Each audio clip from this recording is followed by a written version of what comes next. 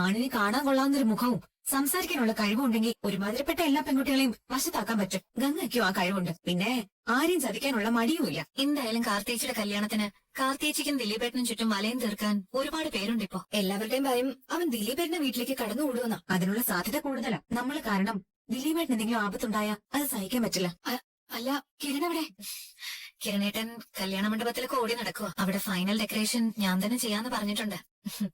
അത് തലേദിവസം മതിയല്ലോ. അതിനു മുമ്പുള്ള ഒരുക്കങ്ങളൊക്കെ നടക്കട്ടെ. ഇതൊന്ന് കഴുത്തിലിട്ടേ ചേച്ചി. അല്ലെങ്കിൽ ഞാൻ തന്നെ ഇട്ടുതരാം. നല്ല ഭംഗിയുണ്ട്. ഇപ്പൊ ആഭരണം ഒരുപാടായി. കല്യാണിയുടെ വകയും കല്യാണിയുടെ അച്ഛന്റെ വകയൊക്കെ സ്വർണ്ണം ഒരുപാട് തന്നിരിക്കുക. ഇതെല്ലാം ഉള്ളതുകൊണ്ടാ ഒന്നും വേണ്ടാന്ന് ഞാൻ പറഞ്ഞത്.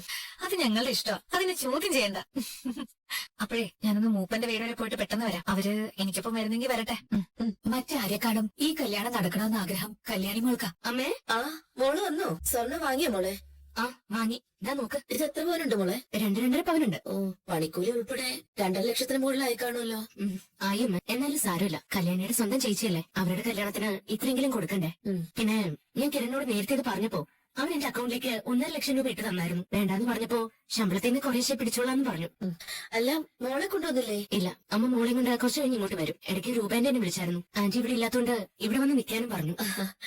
നമുക്ക് ഇവിടെ നിൽക്കാം മോളെ. യാമിനി കുറച്ചു കഴിഞ്ഞിട്ട് കല്യാണ വീട്ടിലോട്ട് പോകും. അവിടെ പുറത്തുനിന്ന് പാചകത്തിന് ആളെ വിളിക്കുന്നില്ല. കാർത്തികയ്ക്കും അവളുടെ അമ്മയ്ക്കും ഭീഷണിയൊക്കെ ഉള്ളതുകൊണ്ടേ പരിചയക്കാർ തന്നെ മതി പാചകത്തിനെന്നാ പറഞ്ഞത്. അല്ലെങ്കിലും കല്യാണം ഓഡിറ്റോറിയത്തിലാണല്ലോ അമ്മ നടത്തുന്നത്. തലേദിവസം ഭക്ഷണത്തിനൊക്കെ ഒരുക്കിയാൽ മതിയല്ലോ. അതും കുറച്ച് ആൾക്കാരേ ഉള്ളൂ. എങ്ങനെയെങ്കിലും കല്യാണം ഒന്ന് കഴിഞ്ഞു കിട്ടിയാൽ മതിയായിരുന്നു. ഞാൻ മനോഹറിനെ കൊല്ലാൻ നടക്കുന്ന പോലെ ഗംഗാപ്രസാദിനെ കൊല്ലാൻ കിരൺ ഉൾപ്പെടെ എല്ലാവരും ആഗ്രഹിക്കുന്നുണ്ട്. അവൻ എന്തൊരു ജന്മ മോളെ. കിരൺ തല്ലി ചതച്ചിട്ടും അവൻ ചത്തില്ല. കാട്ടിലെ മൂപ്പന്റെ ചികിത്സയിൽ അവൻ പഴയപടിയായിട്ടും ആ മൂപ്പനെ തന്നെ അവൻ കൊന്നു കളഞ്ഞു. കിട്ടിയ ചാൻസ് മുതലാക്കാതിരുന്നോ? അങ്ങനെയമ്മേ, അതായിരിക്കും ഫലം. കിരൺ അവൻ മരിച്ചെന്ന് ഉറപ്പാക്കണമായിരുന്നു. അതിനു പകരം തല്ലി ചതച്ച് കൊക്കയിലേക്ക് ഇറങ്ങിട്ടങ്ങ് പോന്നു കളഞ്ഞു. ഒരുത്തൻ ഇപ്പോഴും ചെയ്യില്ല. അവന് ഇനി പരോള് കിട്ടുന്ന എന്നാന്നറിയില്ല. അങ്ങനെ അവൻ പുറത്തിറങ്ങിയിട്ട് വേണം അവന്റെ ശിക്ഷ നടപ്പാക്കാൻ. എന്റെ കോടതിയിൽ അവന് ജയിൽവാസവും ഇല്ല, ജീവപര്യന്തവും ഇല്ല. വധശിക്ഷ മാത്രമേ ഉള്ളൂ. അവന് വേണ്ടിയിട്ട് എപ്പോഴും എന്റെ ബാഗിൽ ഒരു കഠാര കൊണ്ട് നടക്കാൻ ഞാൻ. ഒന്നുകിൽ എന്റെ അച്ഛൻ ജയിലിലിട്ട് അവനെ തീർക്കും, അല്ലെങ്കിൽ പുറത്തിറങ്ങുന്ന അവനെ ഞാനും. രണ്ടിലൊന്ന് നടന്നേ പറ്റൂ. ജയിലിൽ കിടക്കുന്ന നിന്നെ എനിക്ക് കാണേണ്ടി വരുമോ മോളെ? എനിക്ക് ജയിലിൽ കിടക്കാൻ പേടിയൊന്നുമില്ല. എന്റെ മോളുടെ ഭാവി സുരക്ഷിതമാണ്. അങ്ങനെ ഉറപ്പുള്ളപ്പോ എന്തും ചെയ്യാനുള്ള ധൈര്യം നമുക്ക് കിട്ടും. എന്റെ രണ്ടമ്മമാർക്കും ഞാൻ ജയിലിൽ കിടന്നെന്ന് കരുതി ഒരു പ്രശ്നം ഉണ്ടാവില്ല. നിങ്ങളുടെ രണ്ടുപേരുടെയും ഭാവി സുരക്ഷിതമാണ്. അവന്റെ ജീവൻ പൊലിയാതെ എനിക്കൊരു ദിവസം പോലും ശാന്തമായിട്ട് കിടന്നുറങ്ങാൻ പറ്റില്ല അമ്മേ.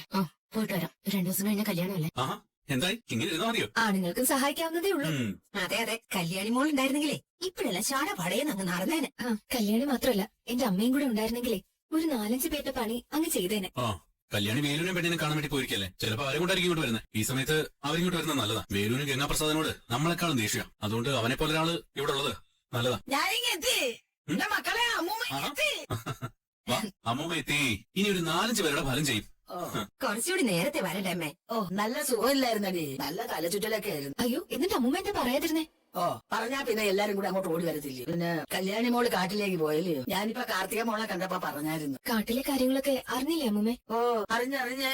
എന്ത് ചെയ്യാനാ? കിരൺ മോന്റെ ഭാഗത്താ തെറ്റ്. അല്ല, തല്ലിക്കൊല്ലാനായിട്ട് ഒരു അവസരം കിട്ടിയതല്ലേ, അത് കളഞ്ഞു കുളിച്ചില്ലേ. ഒരു തവണയാണോ? ഒരിക്കൽ വീട്ടിലിട്ട് അവനെ തല്ലിയതല്ലേ. അന്ന് പോലീസിനെ വിളിച്ച് ഏൽപ്പിച്ചു. ദൈവമേ, എങ്ങനെയെങ്കിലും ആ കൊച്ചിന്റെ കല്യാണം ഒന്ന് നടന്നു കിട്ടിയാൽ മതിയായിരുന്നു. കല്യാണം നടന്നു പറഞ്ഞിട്ട് മാത്രം കാര്യമുണ്ടോ? കല്യാണം കഴിഞ്ഞാലും അവർക്ക് ജീവിക്കണ്ടേ. ഗംഗാപ്രസാദ് പോലീസിന്റെ പിടിയിലാവണം. അതല്ലെങ്കിൽ അവൻ മരിക്കണം. രണ്ടിലൊന്നും സംഭവിക്കാതെ കാർത്തികയ്ക്കും ഭർത്താവിനും മാത്രമല്ല ആർക്കും ജീവിക്കാൻ പറ്റില്ല.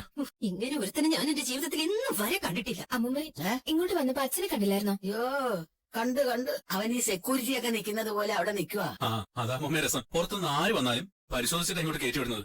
കാദംബരി മോളെ, ഒരു സമയത്ത് പെൺകൊച്ചുങ്ങൾ മരിച്ചാലും കുഴപ്പമില്ലാന്നും പറഞ്ഞുകൊണ്ട് നടന്ന ആളാ ഇപ്പൊ മൂത്ത മോള് മരിക്കാതിരിക്കാൻ വേണ്ടി കാവലിരിക്കുന്നത്. ആ മാറ്റം ഞങ്ങൾ അടുത്തുനിന്ന് കാണുമോ അമ്മൂമ്മ? സത്യം പറഞ്ഞാൽ അത്ഭുതമാണ്. സ്വന്തം പെൺമക്കൾ മരിക്കണമെന്ന് ആഗ്രഹിച്ച ആ അച്ഛൻ ഇപ്പൊ അതിനേക്കാളും ഇരട്ടിയായിട്ട് ആഗ്രഹിക്കുന്നുണ്ട് ജയിലിൽ കിടക്കുന്ന മോൻ മരിച്ചു കാണണമെന്ന്. ഞാൻ അവനെ കുറിച്ച് ഓർക്കാതിരിക്കുക. സ്വന്തം അമ്മ മരിച്ചിട്ട് അവൻ കർമ്മങ്ങളൊന്നും ചെയ്തില്ല. പോട്ടെ, ഒന്ന് കാണാൻ പോലും വന്നില്ലല്ലോ, നന്ദി കെട്ടവൻ. മോളെ, ദേ ആരൊക്കെ വന്നേ നോക്കി. നിങ്ങളായിരുന്നോ? കല്യാണം 2 ദിവസം കഴിഞ്ഞുള്ളെങ്കിലും നേരത്തെ വന്ന് മോൾക്കൊരു സമ്മാനം തരാന്ന് വിചാരിച്ചു. അയ്യോ, അതൊന്നും വേണ്ടായിരുന്നല്ലോ. എങ്കിലും അതൊരു സന്തോഷല്ലേ. കൊടുക്ക് മോളെ. സ്വർണം വാങ്ങിയോ? സരിയുടെ കാര്യങ്ങളൊക്കെ ഇപ്പൊ ഞങ്ങൾക്കറിയാം. പിന്നെന്തിനാ സ്വർണത്തിന് ഇത്രയും വിലയുള്ളപ്പോ ഇത് വാങ്ങിക്കൊണ്ട് വന്നത്? മോള് കല്യാണിയുടെ സ്വന്തം ചേച്ചിയല്ലേ. കല്യാണി കിരണും ഇല്ലായിരുന്നെങ്കിൽ എന്റെ മോൾക്കൊരു ജീവിതം ഉണ്ടാവത്തില്ലായിരുന്നു. അപ്പോ ആ സ്നേഹത്തിന് ഞങ്ങൾ എന്തെങ്കിലും ഒരു സമ്മാനം തരണ്ടേ മോളെ? എന്റെ കയ്യിൽ ഒന്നും ഇല്ലാത്തോണ്ടാ, അല്ലെങ്കിൽ ഞാൻ എന്തെങ്കിലും കൊണ്ടുവന്നേനെ. ഒന്നും കൊണ്ടുവരണ്ട, കല്യാണത്തിന് നേരത്തെ ഇങ്ങ് എത്തിയാ മതി. അത് ഞങ്ങൾ എത്തുമല്ലോ. ഗംഗാപ്രസാദ് പുറത്താ. ഇവിടെ കിരൺ ഉൾപ്പെടെ എല്ലാവരും ഉള്ളതുകൊണ്ട് ഒന്നും സംഭവിക്കില്ല. പക്ഷെ കാട്ടിനകത്ത് നടന്ന കാര്യങ്ങള് ഭയപ്പെടുത്തുക. ശരിയാ മോളെ, അവൻ എന്തൊരു ജന്മമെന്നാ ഞാൻ ആലോചിക്കുന്നത്. അതിനിടയ്ക്ക് ക്രിസ്മസ് ഫാദറിന്റെ വേഷം ധരിച്ച് അവൻ ഇവിടെയും വന്നില്ലേ? അന്ന് തലനാരിഴയ്ക്ക അവൻ മരണത്തിൽ നിന്ന് രക്ഷപ്പെട്ടത്. ഗംഗാപ്രസാദിനെ കാർത്തികേച്ച ലക്ഷ്മിയമ്മയെ വെറുക്കുന്ന പോലെ തന്നെയാ ഞാൻ മനോഹരനെ വെറുക്കുന്നത്. അതിന് നീ എന്തിനാ ഇങ്ങനെ മനോഹരനെ വെറുക്കുന്നത്? അവനിപ്പോ നന്നായെന്നല്ലേ എല്ലാരും പറയുന്നത്. അവനെ കുറിച്ച് നല്ലതൊന്നും പറയില്ലേ അമ്മേ? അല്ല, പറഞ്ഞാൽ എന്താ കുഴപ്പം? ഞാനും പ്രകാശനും ഒക്കെ ഒരു കാലത്ത് കുഴപ്പക്കാരല്ലായിരുന്നു. ആ ഞങ്ങള് നന്നായില്ലേ? എവളും നീയും നന്നായില്ലേ? അതുപോലെ എന്താ അവന് നന്നായി കൂടുന്നുണ്ടോ? അവൻ നന്നായിക്കോട്ടെ, പക്ഷേ എന്റെ കുഞ്ഞിനെ കാണാനും എന്റെ കുഞ്ഞിന്റെ അച്ഛനാണെന്ന അധികാരത്തിൽ കുഞ്ഞിന്റെ അരികിലേക്ക് വരാനും പാടില്ല. എനിക്ക് അത്രേ ഉള്ളൂ. അതെ, മനോഹരനെ നീ വെറുക്കുന്നതും ഇഷ്ടപ്പെടുന്നതും ഒക്കെ നിന്റെ കാര്യം. അതിനോടൊപ്പം നിന്നോടൊരു കാര്യം പറയുക. ഇപ്പം നീ മനോഹരനെ കൊല്ലാൻ നടക്കുന്നത് പോലെ ഒരു സമയത്ത് കല്യാണിയെയും കിരണിനെയും കൊല്ലാൻ വേണ്ടി നീയും നിന്റെ അച്ഛനും ദേ എവളും കൂടെ നടന്നതാ. ആ സ്വഭാവത്തിൽ നിന്ന് നിങ്ങൾ രണ്ടാളും മാറിയിട്ടുണ്ട്. അത് നല്ല മാറ്റമാണെന്ന് ഞങ്ങളൊക്കെ വിശ്വസിക്കുക. പക്ഷേ ആ വിശ്വാസം തെറ്റിക്കരുത്. ഇനി സ്നേഹത്തോടെ അടുത്തുകൂടി എല്ലാ സുഖസൗകര്യങ്ങളും ആസ്വദിച്ചിട്ട് അതിന്റെയൊക്കെ അവസാനം കല്യാണിയും കിരണിനെയും കൊല്ലാക്കൊല ചെയ്യരുത്. അല്ല, അങ്ങനെ ചെയ്താലും നിനക്ക് ഒരു പ്രയോജനവും കിട്ടാൻ പോകുന്നില്ല. കല്യാണി ദൈവത്തെ കൂടെ കൊണ്ടു നടക്കുന്ന പെങ്കൊച്ച. അതുകൊണ്ട് അവിടെ ആർക്കും ഒന്നും ചെയ്യാൻ പറ്റത്തില്ല. ആ ബോധം വേണം. അത് നന്നായിട്ട് മനസ്സിലാക്കിയ കൂട്ടത്തിലാ ഞങ്ങൾ എല്ലാവരും. കല്യാണിയുടെയും കിരണിന്റെയും മുമ്പിൽ പരാജയം സമ്മതിച്ചവരുവാ. അതുകൊണ്ട് ഇനി പഴയ സ്വഭാവത്തിലേക്കൊന്നും ഞങ്ങൾ പോവില്ല. എന്നാ പിന്നെ ഞങ്ങൾ ഇറങ്ങട്ടെ മോളെ. അതെന്തൊരു പോക്കാ? ഇവിടെ വന്ന് സമ്മാനം തന്നിട്ട് ഒരു കാപ്പി പോലും കുടിക്കാതെ പോവാണോ? ആ, അത് പറയാനാ ഞാൻ വന്നത്.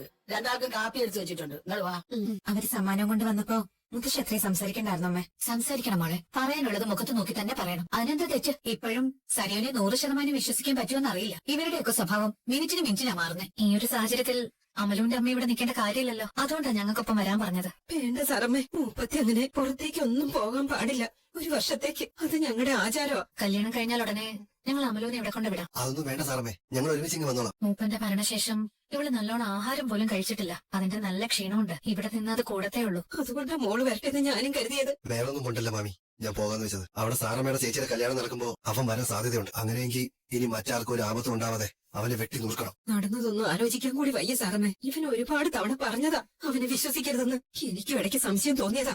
ഒട്ടും സംശയിക്കാതിരുന്നത് മോളും മോളുടെ അച്ഛനുമാ. മിണ്ടാപ്രാണിയാണല്ലോ എന്ന് കരുതി എല്ലാവരും സ്നേഹിച്ചത്. അവസാനം എന്റെ കുഞ്ഞിന്റെ അച്ഛനെ വിട്ടൊരാമ. എന്താവശ്യമുണ്ടെങ്കിലും ഞങ്ങൾ കൂടെയുണ്ട്. ആമല്ലോ. കേറിയോ? മാമി പെട്ടെന്ന് പൊയ്ക്കോ. ഏത് നേരം ഇങ്ങനെ കരഞ്ഞാലും അവനും. പാമ്പിന് പാല് കൊടുത്ത സമയത്ത് അവനെ തിരിച്ചറിഞ്ഞിരുന്നെങ്കിലേ നമുക്ക് എല്ലാവർക്കും കൂടെ അവനെ വെള്ളത്തിൽ ചവിട്ടി താഴ്ത്തായിരുന്നു. അല്ലേ വേലു? പറഞ്ഞിട്ട് കാര്യമില്ല ചേട്ടാ. അവൻ ആയുസ് കൂടുതലുള്ളോണ്ടാ മരണത്തിൽ നിങ്ങൾ രക്ഷപ്പെട്ട് പോകുന്നത്. നിന്റെ മാമനെ കുത്തിയിട്ടേ അവൻ വെള്ളത്തിലായിരിക്കും ചാടിയത്. അവൻ ഇവിടെ ഏത് കരയിലാ അടിഞ്ഞതെന്ന് ഒരു പിടുത്തവും ഇല്ല. വഴിയരികിൽ നിന്നിരുന്ന ഒരാളെ ചവിട്ടി വെള്ളത്തിലിട്ടിട്ട് അയാളുടെ മൊബൈലും കൊണ്ടാവും മുങ്ങിയത്. അവൻ ആ സമയത്ത് എങ്ങനെ എന്റെ വള്ളത്തിൽ വന്ന് കയറിയിരുന്നെങ്കിലേ ഞാൻ സംശയിക്കത്തുമില്ല. അവൻ എന്നെ വള്ളത്തിൽ നിന്ന് തള്ളിയിട്ടിട്ട് വള്ളം കൊണ്ട് മുങ്ങിയാൻ. അന്നൊരിക്കൽ കരോള് വേഷവുമായി അവൻ വള്ളത്തിൽ അക്കരെ കടന്നതാ. അത് ചിലപ്പോ ചേട്ടന്റെ വള്ളത്തിൽ തന്നെ ആയിരിക്കും. കെട്ടിയിട്ട വള്ളമായിരിക്കും അവൻ എടുത്തോണ്ട് പോയത്. അത് ശരിയാ വേലു. പിറ്റേ ദിവസം ഞാൻ വന്നപ്പോഴേ ഞാൻ കെട്ടിയിരുന്ന പോലല്ല വള്ളം കിടന്നത്. ഈ സംഭവം കഴിഞ്ഞതിന് ശേഷമാണ് ഞാൻ അത് ഓർത്തത്.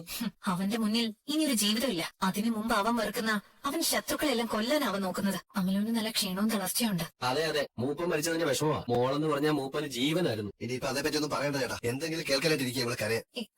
എന്താ അമലു? ചേട്ടാ കാറും നിർത്തും. അമലിന് വയ്യ. നിർത്തേട്ടാ. അയ്യോ എന്തെങ്കിലുമൊക്കെ കഴിക്കാൻ ഒരുപാട് വട്ടം ഞാൻ ഇവരോട് പറഞ്ഞതാ. കേട്ടില്ല. അമലു, ഹോസ്പിറ്റലിൽ പോയിട്ട് നമുക്ക് വീട്ടിലോട്ട് പോവാം. വേണ്ട, ഞാൻ വരത്തില്ല ചേച്ചി. എന്താ അമലും ഇങ്ങനെ? അസുഖം ഉണ്ടെങ്കിൽ പിന്നെ ആശുപത്രി കാണിക്കണ്ടേ?